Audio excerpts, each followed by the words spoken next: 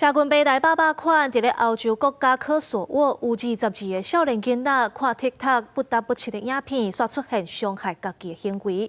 为着要保护青少年的心理健康，加拿大要求 TikTok 要退出当地经营。澳洲咧是要立法禁止16岁以下使用社群媒体。社群媒体奇奇怪怪内容真多，有一寡人是上网分享影音，甲朋友交流，不过青少年却无判断力。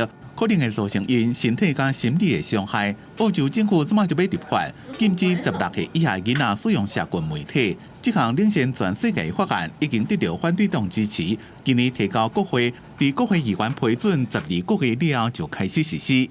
Social media is doing harm to our kids, and I'm calling time on it.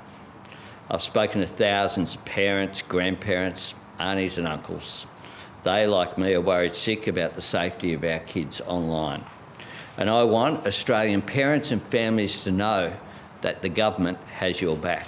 澳洲正伫咧设置年龄验证系统来阻止囡仔去社群媒体平台。虽然之前有一寡国家拍算要立法来控制囡仔使用社群媒体，不过澳洲的政策是上严格做法之一。社群媒体造成的负面影响就出现伫咧科索沃，有少女看到 TikTok 顶头挑战影片了，就出现伤害家己身体的行为。因伫无共学校总共发现至少22件。家长讲，囡仔伫 TikTok 看一个对9岁到17岁查某囡仔游戏，就模仿内面的内容，伤害家己，搁用手机翕起来。Ka marrë vesh prej një prindi e cila më ka lajmëru dhe pastaj shkolla në prezencën thashë të psikologut i ka identifiku shenjat, e kanë lajmëru prindin, policin, është bërë ekzaminimi i mjekësor i shenjave dhe e kanë pranuar që janë vetëlënduar me mjetet e prerë. 因加拿大政府推出以国家安全风险为理由，下令解散抖音海外版 TikTok 伫加拿大业务，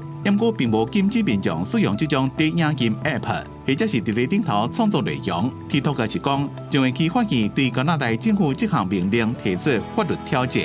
公司新闻张玉林编译。